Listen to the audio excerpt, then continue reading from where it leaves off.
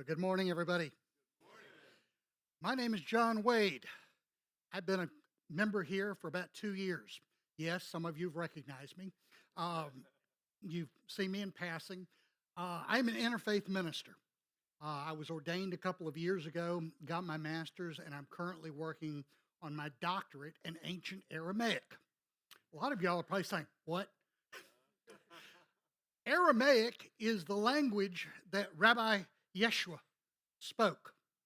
It is the language that all of the Hebrews spoke and the language of basically the entire Middle East from about 600 BCE up till roughly 600 CE when Arabic gradually took over. In other words, much surprise to many of you, Yeshua didn't speak Greek. Yeshua did not speak Latin. And for goodness sake, Yeshua never spoke English, much less King James English. My wife and my daughter and I, who are in the back, lost our daughter and sister, Shannon, 2.5 years ago. You can see the time sequence there. Before that, we lost both of my parents within 5 months of each other, about a year, 2 years before that. We lost my favorite uncle in the world, and we lost my first cousin, Steve, who was 3 months older than me. So Cody asked me if I would speak to you all today about grief, sorrow, and healing. The subject that I've learned a lot about, and it's one of the reasons that I decided to go to seminary.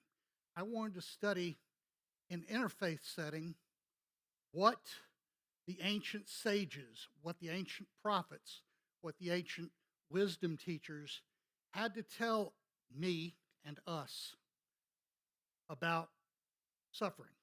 A lot of you all know that the entire basis of the Buddha's lessons were life is suffering. How are you going to get through it? And his discussion, his paths that he discussed, were to accept that life is suffering and to basically accept that it is what I might call thingness that causes suffering. We are currently things. Okay? We are embodied. We are of form. If you want to talk about the Greek form and matter, non-matter, and spirit, breath, air, is no thing. So when you hear people talking about in an Eastern tradition, ultimately we return to nothingness, that's not saying that you are nothing. It is saying you are no longer a part of the world of things. So today, I'd like to begin with something that we were just talking about. The bread and the wine, grape juice, whatever you want to call it.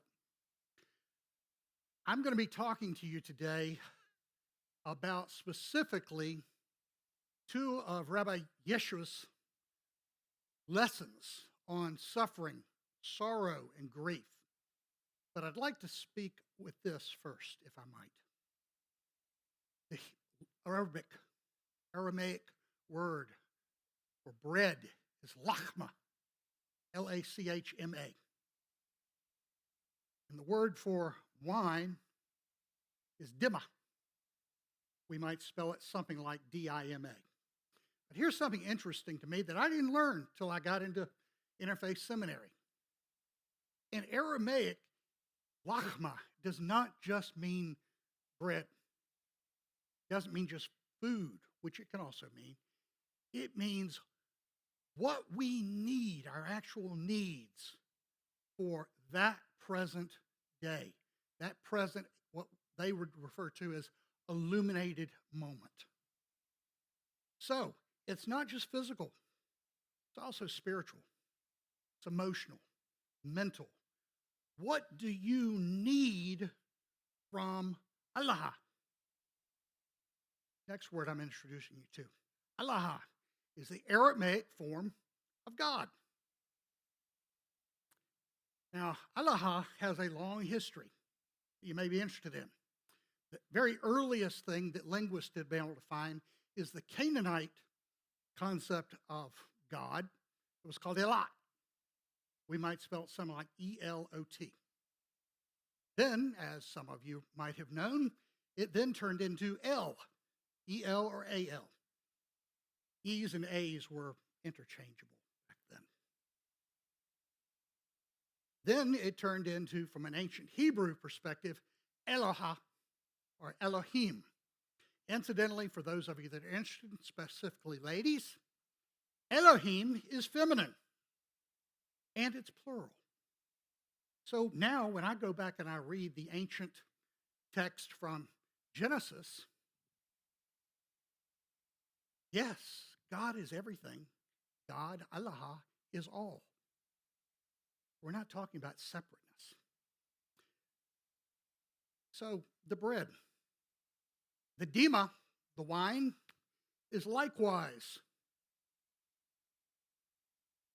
multi-meaninged, multi-layered. Yes, it can mean wine. It can mean juice. It can mean blood. It can also be used as a synonym for anything that flows in a liquid state, water, which usually the word for is maya, but they can be interposed.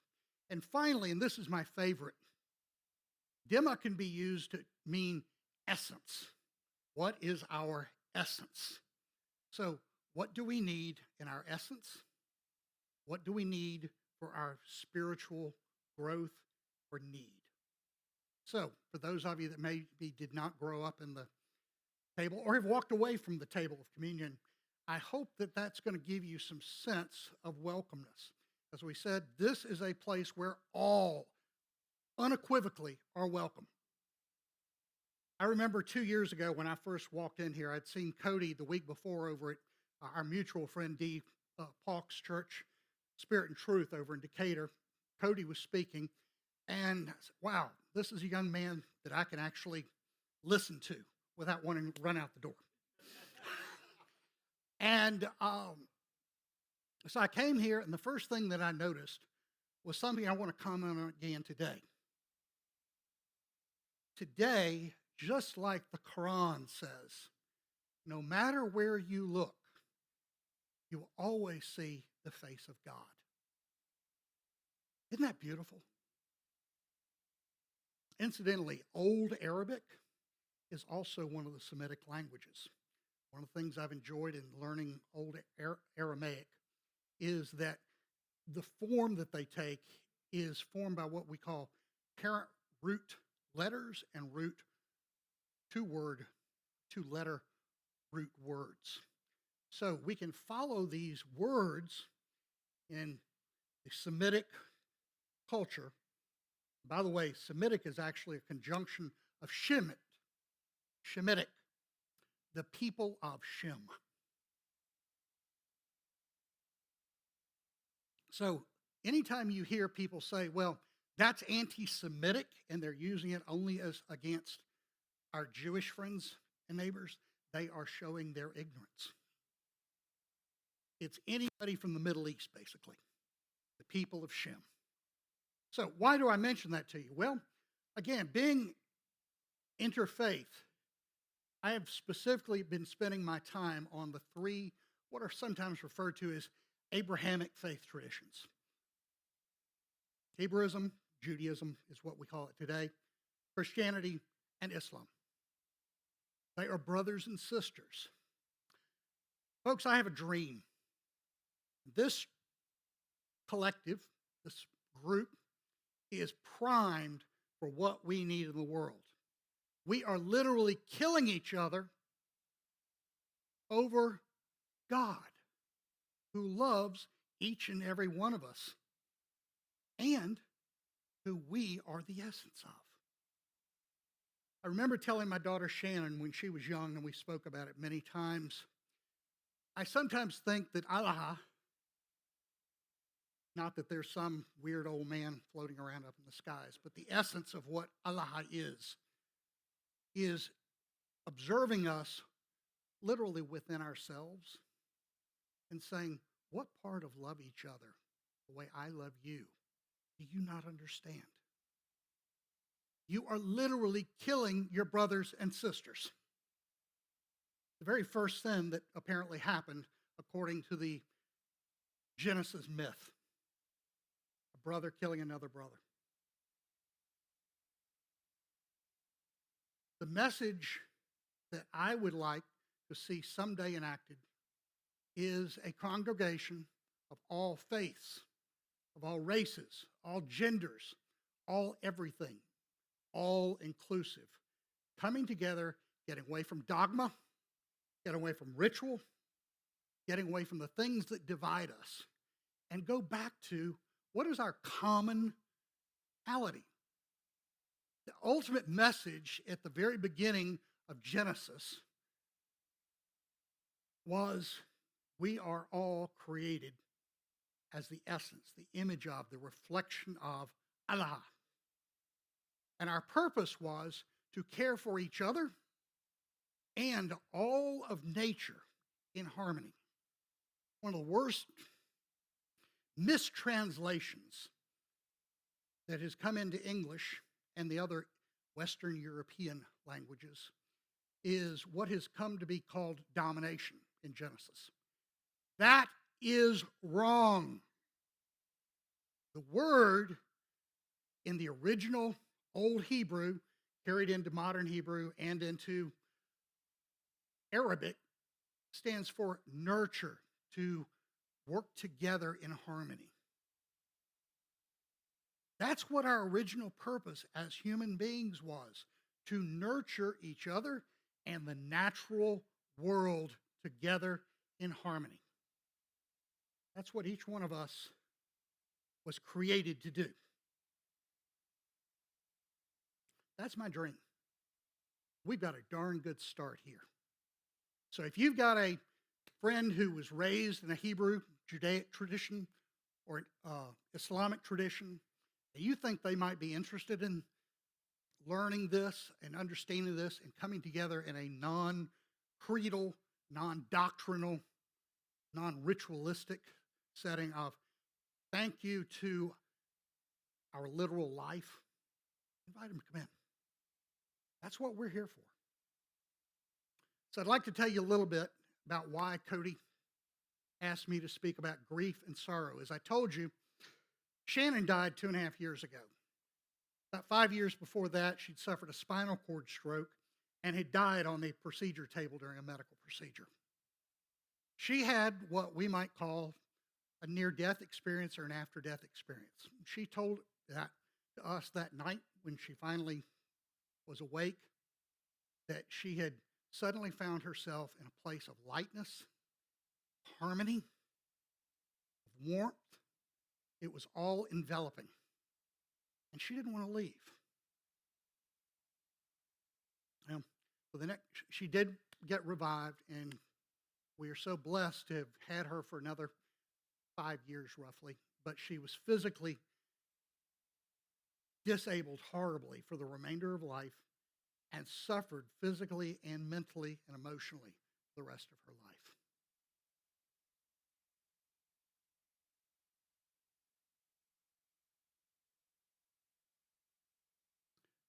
There is nothing like losing a child. I guarantee you everyone in this room knows someone who has lost a child. There is nothing like it. I cannot and will not begin to describe to you what that feels like. But I'm going to talk to you today about two of the so-called Beatitudes, one from Matthew and one from Luke, that where Rabbi Yeshua described from an Aramaic perspective, from an ancient Semitic nomadic culture perspective, how we go through that in just a minute. But I do want to mention before we go any further, yes, I do use Yeshua's name as Yeshua. That is how he would have heard his name as he and his followers and friends and colleagues were walking around. If you had walked up and said, "Hi, Jesus," he wouldn't have gotten it. He was a Galilean Hebrew. And that's the other thing I would like you all to know as we get started. Judaism, as we would refer to it as the Jews today, did not exist in the time of Yeshua. They were Hebrews. And you all might remember that the kingdom of the Hebrews were the two northern kingdom of Israel, southern king of Judea. So one of the big things that I want you all to realize is that when the two kingdoms broke up, the word that was used to describe the entire southern kingdom were the Judeans. That got mistranslated into the Jews. And those were the words that then got mistranslated that have caused 1,500 years of prejudice against the entire race and the entire religion of modern Judaism, leading to pogroms, genocide, hatred, intolerance. It's got to stop. It's going on right now. It also is going on right now with the people of Gaza, who are also children of Shem. They are Semitics. Brothers and sisters have got to stop killing brothers and sisters. So, I would like to invite you all to think real quickly for just a second with me about that concept that each and every one of us were created in the image, the essence of the oneness. Allah literally means the oneness, the purity, the pure one, the. There is nothing but God. You heard that from our Arabic Muslim friends and neighbors? There is nothing but God. Yes, exactly. Every one of you are of God. You are offspring of Allah. So I'd like you to think about that for just a second and realize that is the message of all three of the Abrahamic traditions. You are made in the image of, you are the essence of, you are the child of Allah, the oneness. So recognize that within yourself. Say, I am a child of God. And then I don't want to embarrass anybody, but I invite you just swivel your head around the room for a second and really realize everyone in this room is your brother and your sister. Every one of us is the child of God. Therefore, we are siblings. Look around.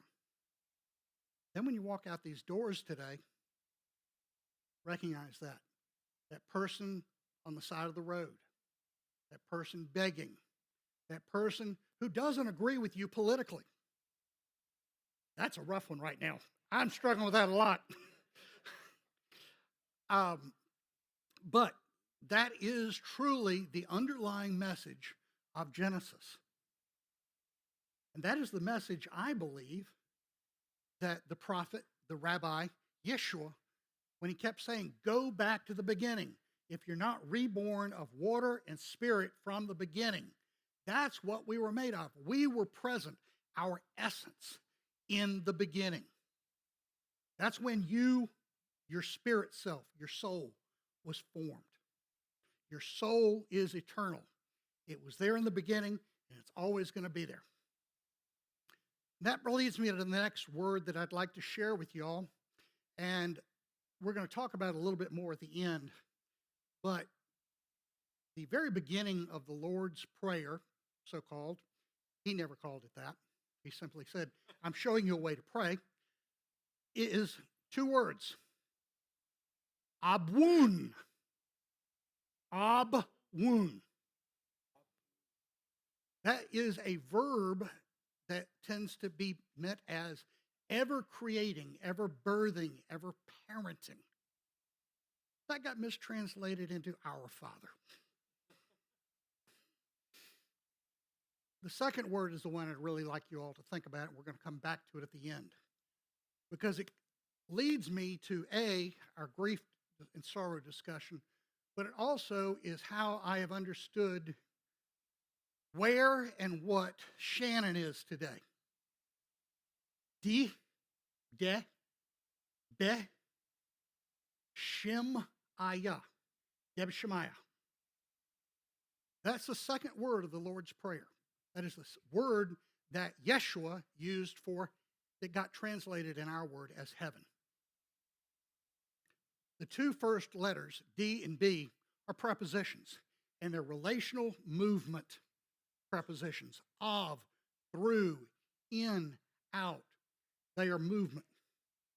To me, the way I understand that is kind of like the symbol for, in our world, subatomic energy. You know how we have the loops and circles that go in every direction? That's what that is conveying. Shem is a beautiful word, and it is used over and over and over in the New Testament. Shem is light, energy, sound, vibration, power, harmony.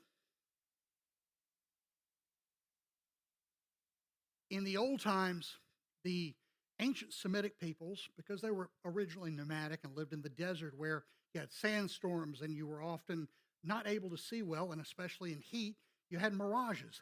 They didn't trust their eyes. They trusted their ears.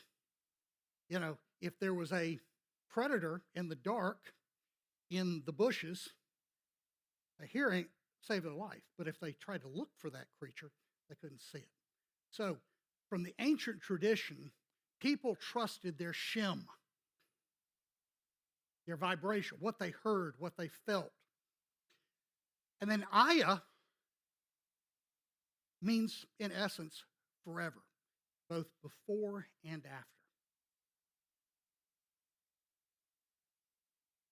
The Shemaiah, therefore, is better understood not as some other place, but directly around us, now, in the past, and forever.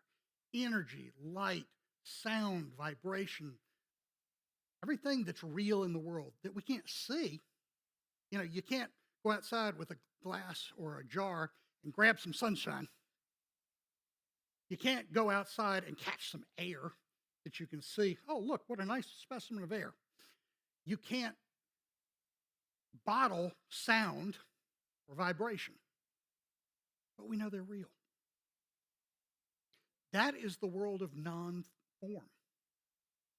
It's real. We know now from a scientific perspective that the world of subatomic energy is real. We can't see it. We can describe how it interacts.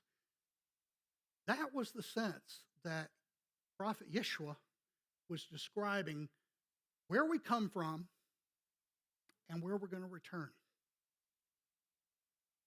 So now when I walk outside in the mornings, I look at the air, the wind perhaps blowing with the clouds where I can see them moving the trees. I smell the actual air itself. When I hear the birds, the sounds, I recognize our loved ones that we grieve for right here surrounding us. You ever thought about the fact that air is eternal? We can change it, we can pollute it, but it's there. Scientists have actually studied that, believe it or not. It's interesting. They have studied and they have estimated that because air is eternal and the winds move it, that each and every one of us are breathing the air of our ancestors. That'll change your mindset, won't it? And the exact same thing with water. Water is eternal. It changes form. Steam, clouds, rain, snow, seeping into the rain gets absorbed by plants and the trees. We drink it. We pass it on. Water is eternal.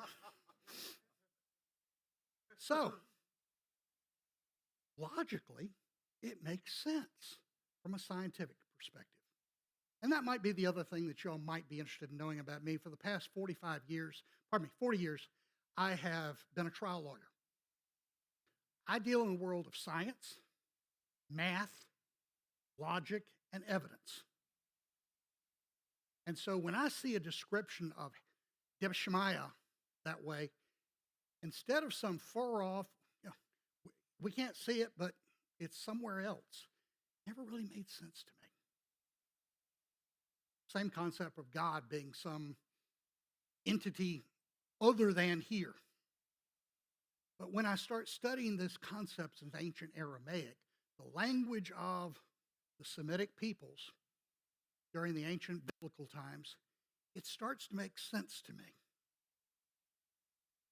So let's get into some scripture at this point. I'd like to invite you, when we get ready to start, to say 3 simple words with me. You've already heard the first one, Allah. Allah. And then F, E-T-H, F. And then Ptah. Think almost like you're spitting. Ptah. Those are the words Yeshua used multiple times in the New Testament when he was healing people. And it literally meant to be opened. He was saying, I'm inviting the whole spirit, the true spirit, let me be a channel. Be open. I am opening myself, and I want the person who I'm working with to be opened as well. So, today I invite each and every one of you, as we go through this journey together, to open your heart to Ethpatah, what they would have called Liba, L-E-B-A, Liba, the heart. For the ancient Semitic peoples, the heart was everything. That was the core of who and what we were. The brain was not considered important. But everything came and went through the heart. And we still pick up sentiments of that today, don't we? Even in our language. We're today a dualistic Greco-Roman, Western European language and culture. But you can still think of phrases that run through your head about, it broke my heart. My heart was gladdened. All of those things are going back to that ancient Semitic culture concept. So let's dig in, shall we? If we could, Taylor, let's go to the slide that begins with Shalama, Shalom, Salam. All right. This is a word that y'all might have known for most of your lives, shalom. Right? In Aramaic, it's shalama. And in Arabic, it's salam. Remember I told you about the word roots? We are a common people. And ultimately, even though it's gotten kind of, I guess I would say, designified, it's not as significant as it was considered back in those days. Today we just say, oh, peace, shalom. In those days, it was, remember, you ran into travelers. These were nomadic peoples. You didn't know who they were, but as you approached each other, you might say shalom or shaloma. And it was a reminder that each of us came from the same source, where there was peace in the beginningness. And ultimately, that's where we're going to return to. Let's be at peace with each other. Let's find total peace, not a sense of absence of war, peace within ourselves and with each other. So today, at the beginning, that is my wish for each and every one of you, is to learn how to express shalama or shalama within yourselves and with your brothers and sisters of whatever race, political party, gender, identity. whatever. We are all literally siblings. All right.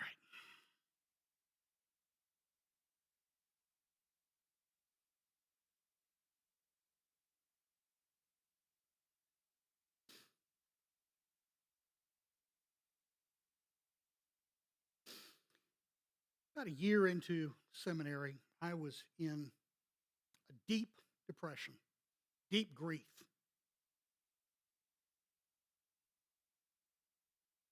When you lose someone you love deeply, you realize that you are never going to be the same person you were the day before. Now, part of that is natural. We all know when we get up in the morning, we're different people than when we went to bed the night before. But loss, grief, kicks us all the way down the field. It's kind of like a football kickoff. Okay, instead of just having a couple of yards, we got to start all the way back at the beginning. I don't even know who we were. And that's where I was. I had already been ordained. I was exploring these traditions. And I was planning on continuing my doctoral studies in what my master's was, which was I'm an organ transplant recipient. I'm in the middle of my 4th year. December will be 5 years since my liver transplant. I also learned about new life during that journey. And there was a lot of grief and suffering waiting for that transplant. But I had read a couple of books in Aramaic and Old Hebrew language that I was really finding, as you can tell, a lot of interest in. But I planned on my doctorate being continuation of my work in transplant chaplaincy. One night, in the middle of a deep sleep, it was an intensive weekend with seminary, and we had spent the day working with a Buddhist monk, a beautiful woman named Sister Jenna up in D.C.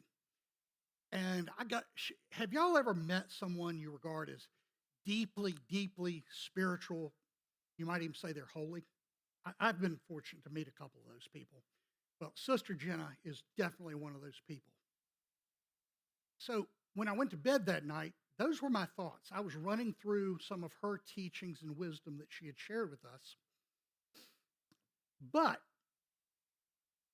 I was woken up middle of the night, probably 2, 3 o'clock in the morning, by some Aramaic words.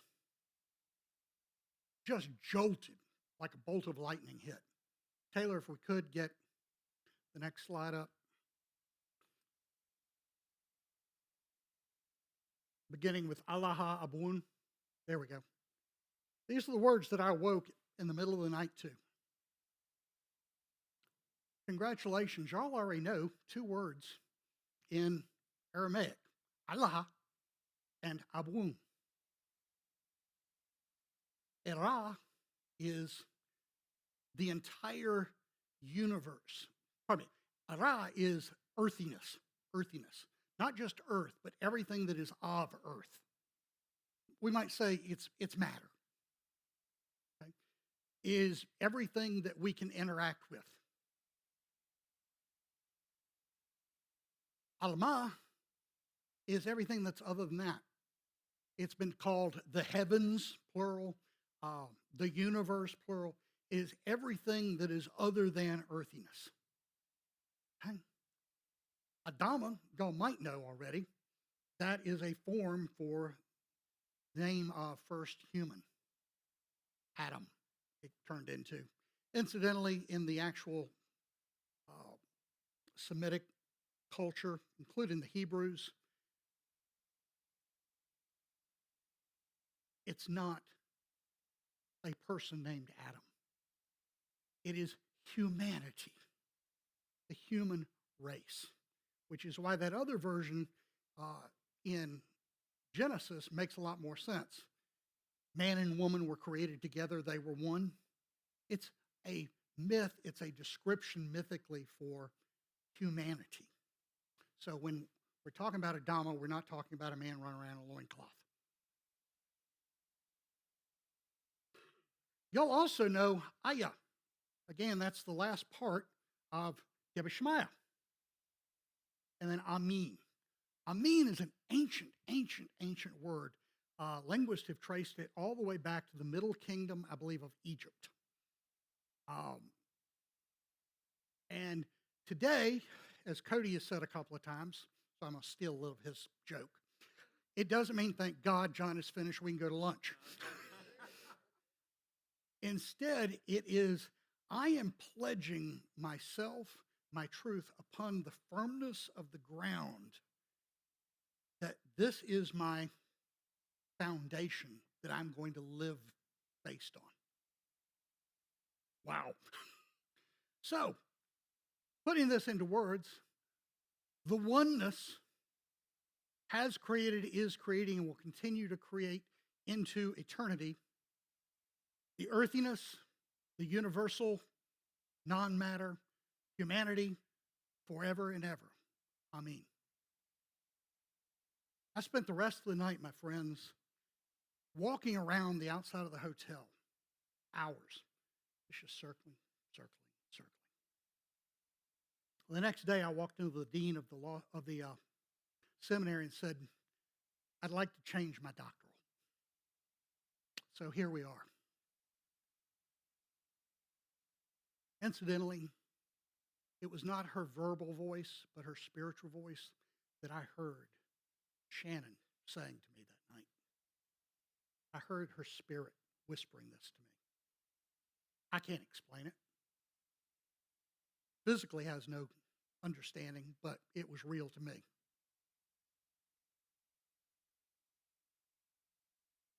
So, let's move on to Matthew 5:4, if we could.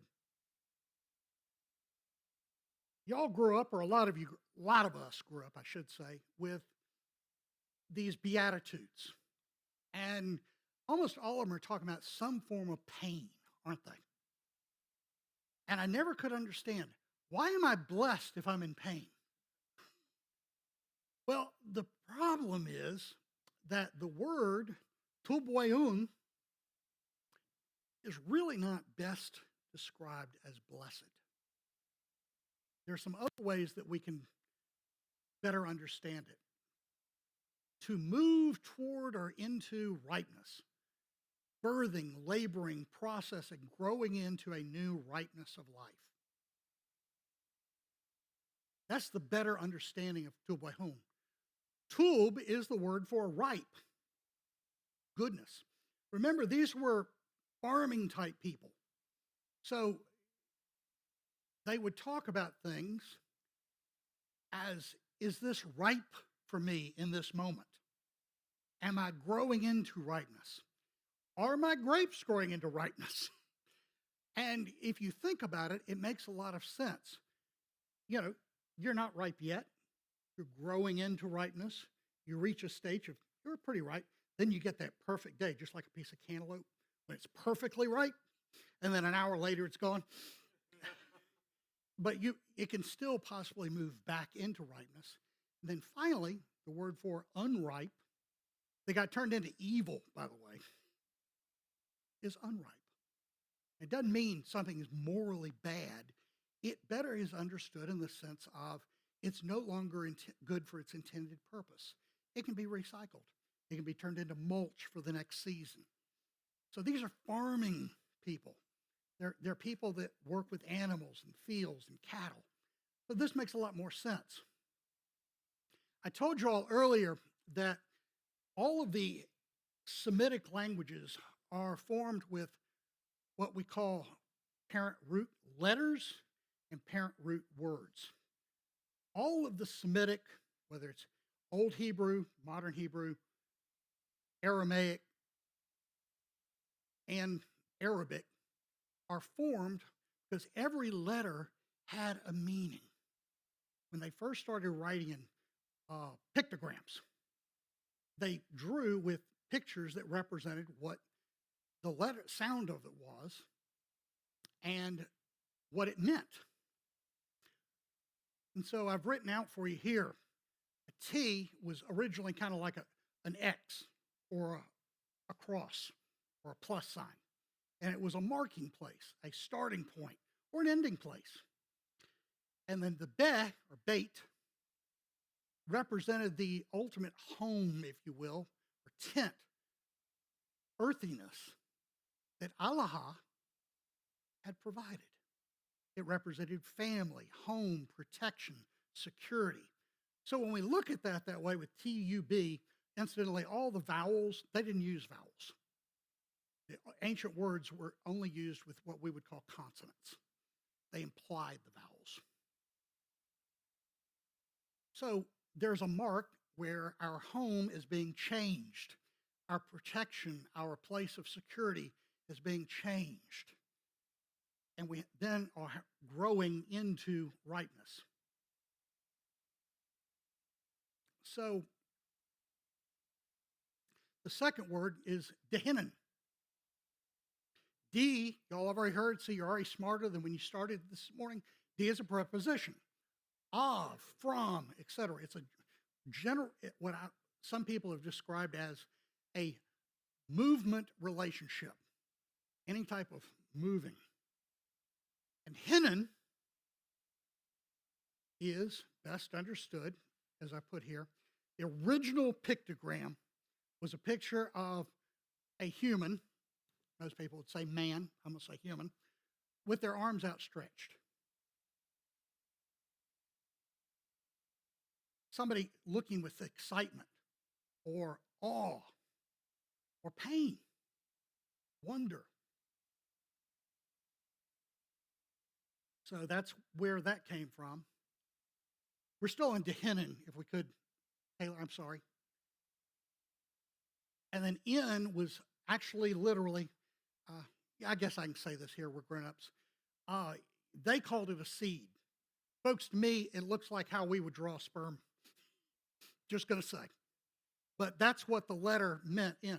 So we have this, we're looking for new growth. We're looking for a new way of living. And we are understanding that we are going to grow from this experience. Y'all follow me so far? So we're having to learn how to live in a new way. Our home, our very foundation has been ripped apart, and we're having to put it back together. It's not a bad way of describing grief and sorrow, is it?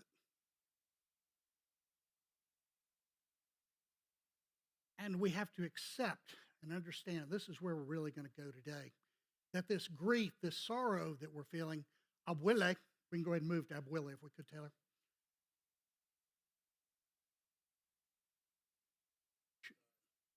That's all right. Abul is basically the concept of the idea of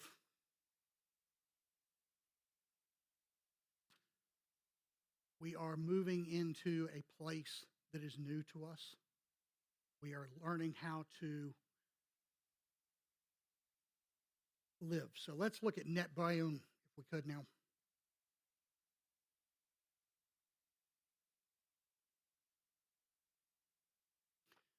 We've got the seed and the Y, the yeh, the sound for new life or life. So the conception or new embodiment of new life. Figuring out how to be comforted, to return from being lost, to be united or reinside within in our liba by love. We're literally understanding that we are trying to understand how to see the arrival of the new us, our new way of life, our new understanding of the universe, something we desperately, desperately long for. Okay? All right, now if we can go to the other meanings, Taylor. There we go. One of the things I love about Aramaic is that it is a multi-leveled meaning. There are multiple words that can be used to represent subtleties of the same idea. We talked about that just a little bit earlier when we talked about how when we read words in English, they seem kind of flat to us. It's not true. Remember, these were primarily non-literate people. They used, again, their ears. These words had vibration, they had meanings, they had symbolism that were able to be understood on multiple levels. And we're not going to go through all these, but I would like to invite you that the words that we just went through, those 4 words, can be translated or understood in all those ways. So what I'm going to invite you to do is you're thinking about grief and sorrow, loss.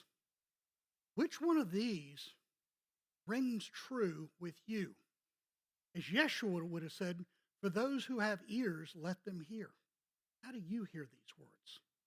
For those with eyes, let them see. How do these words, being able to read them, ring true with you? I'll give you just a second.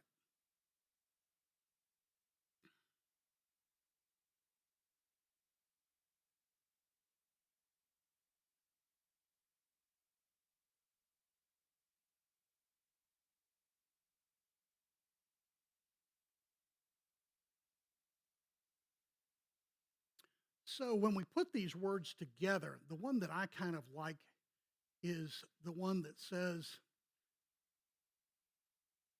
the top one, they shall feel themselves surfacing again with clarity and joy. One of the theologians that I've enjoyed reading about these ancient words is a gentleman named Dr. Neil Douglas Klotz. And he wrote something not too long ago that really rang true with me. Maybe it does with you. If not, one of these others will. But he described the process of loss and grief, sorrow, as one of being thrown down into a long, deep, dark well. Your world is gone. What you knew, how you lived, is gone. You are in danger of drowning. You have no light, and you can't find a way out. I would venture to guess that every one of y'all at some point in your lives have felt that way. Maybe it's a loss, maybe it's some other tragedy that's happened, but you feel like you've been thrown down a well. So these 4 words from Matthew can really be understood that way. Over time, you basically have to learn to breathe in a new way. My grief, I definitely had to do that. I can remember a couple of months after we lost Shannon, Leslie, my wife, sent me to get a massage. I was just hurting so much over. And there were a couple of places in my side that when she touched, the therapist touched, I'm going, why do I hurt? She said, you're in grief. You're not breathing anymore. Those areas hurt because you've forgotten how to breathe. Yeah, she was right. I'm having to learn how to breathe in a new way. Ultimately, as we learn how to breathe in that darkness, in that water, we eventually start perceiving what we regarded as complete, utter, permanent darkness. As our eyes adjust to this new way of living, we start to see just a little bit of light from the very top of the well. We realize there's something, at least a shadow of what we used to have. And so perhaps we start to scrape the grime, the slime off the stones that make up the well so we don't slip off of it. Maybe we suddenly, after a while, we start to figure out how to create a toe hold, a finger hold. And we start to climb our way slowly back toward the light. That's a pretty good way of describing what the last 2.5 years have been like for me. Every day, I'm in danger of falling back into that well. I'm not going to kid you. There are days when I fall right back into the depth of the darkness of grief. But I've learned how to climb back up. Am I back in the complete, utter life of light that I was before? No, but I can at least get back up there at the top and I can participate. I'm learning a new way to live. And that's really what Matthew's teaching here is showing us on a really, really deep level. I want to remind you all of this. This is a Hebrew wisdom teacher teaching fellow Galilean Hebrews. This is not Christian or Muslim. This is a Hebrew, poor peasant, itinerant preacher talking to people in their language. That's pretty good wisdom. Okay. Let's move on real quickly to the next one. This one's going to be a whole lot easier. Luke 6:21. Y'all already know what the word that got translated as blessed is, doeon. The only difference here is that if you're really sharp-eyed, you might notice that here there's a K before the H at the end. We're changing it from you to they. That's it. All right, next. Next one, Taylor. Word 2.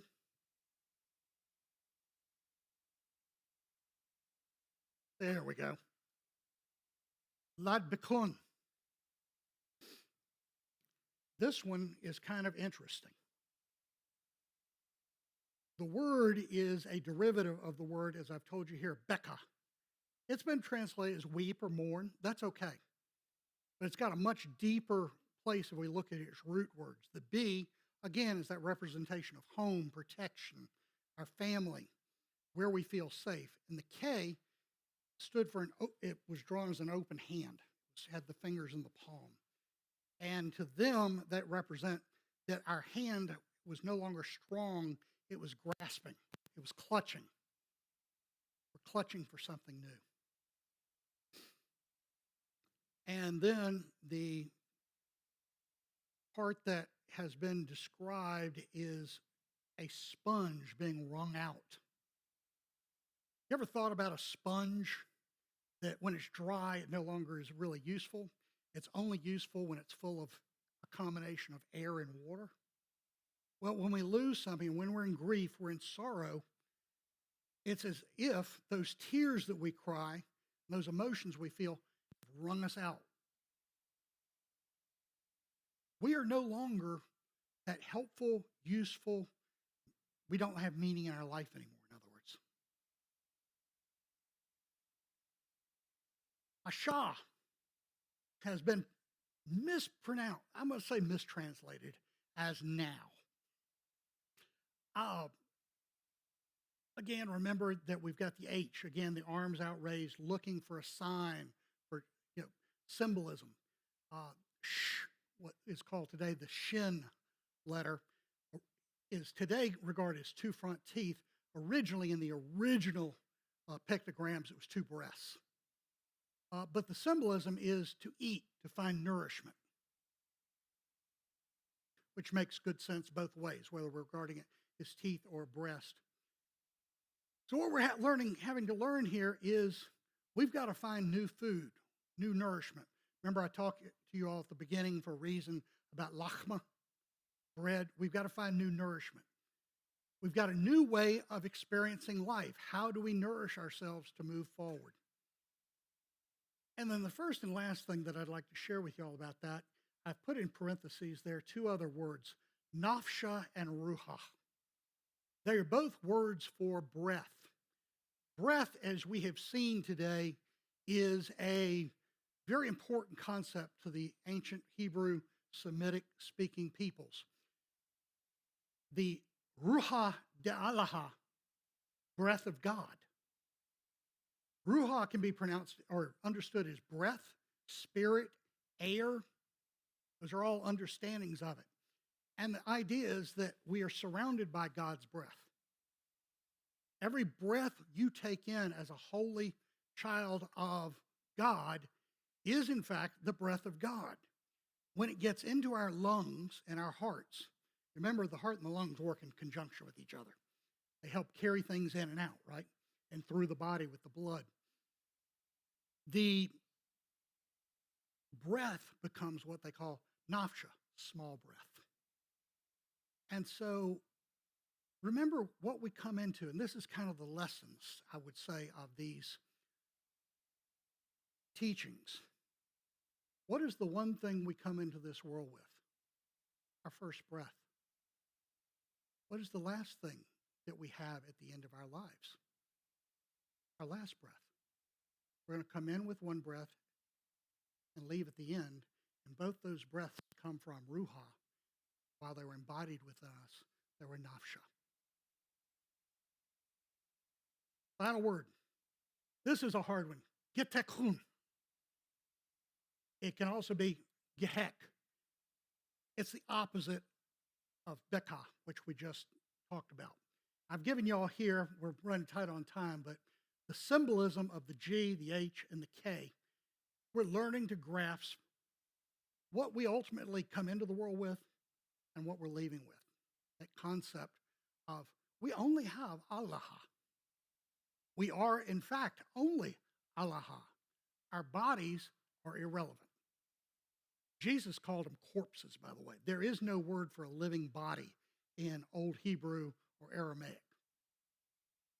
So are you a child of spirit or are you a child of a corpse? That's your lesson, folks. So what is the real thing we are learning to grasp and hold on to through Ruha and Nafsha? What is the only real thing? What's that which we should all ultimately really desire, which is spoken of beautifully in the Quran? There is only God. That is the one reality.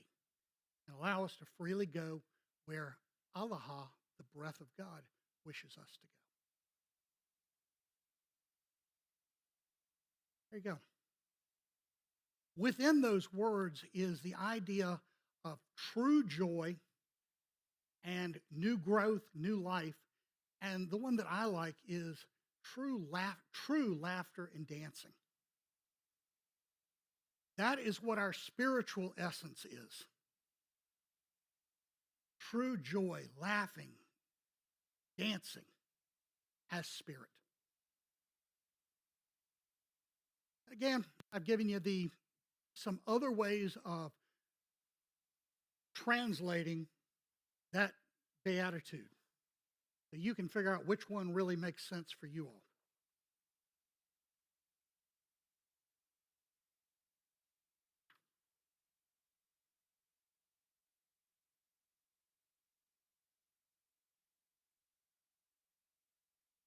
I particularly like number 3, ripening. Remember we talked about ripening earlier.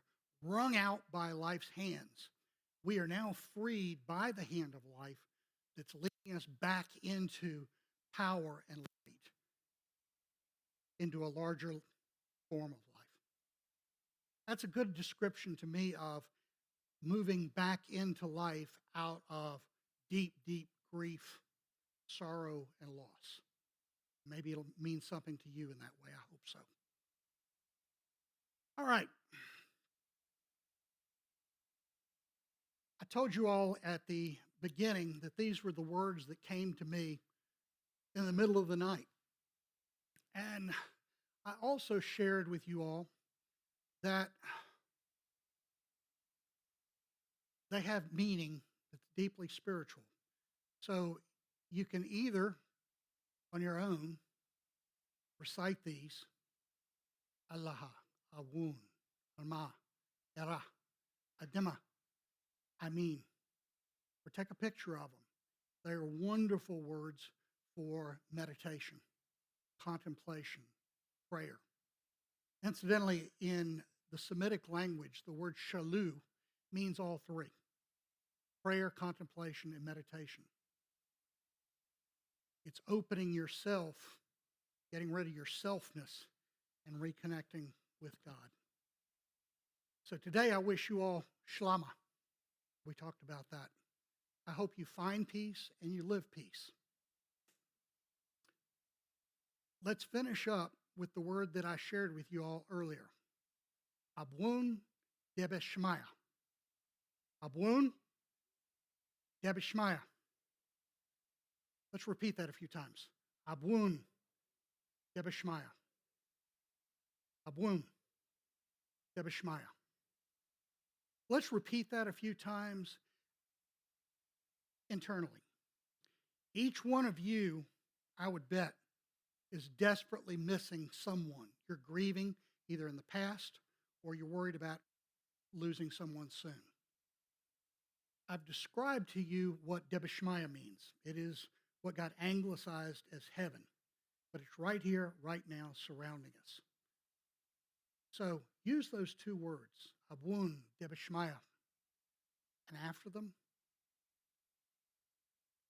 say the person's name that you love, that you're grieving for. Abun, Debishmaya, Shannon. You may each say the name of somebody that you're grieving for. Let's try it twice more. And if you'd like to speak out the name of the person that you're grieving for, you're missing in whatever way, feel free to say their name at the end of the phrase. Abun, Debishmaya, Shannon. Say a name silently or verbally.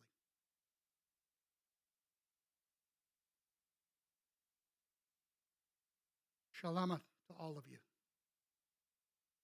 I mean,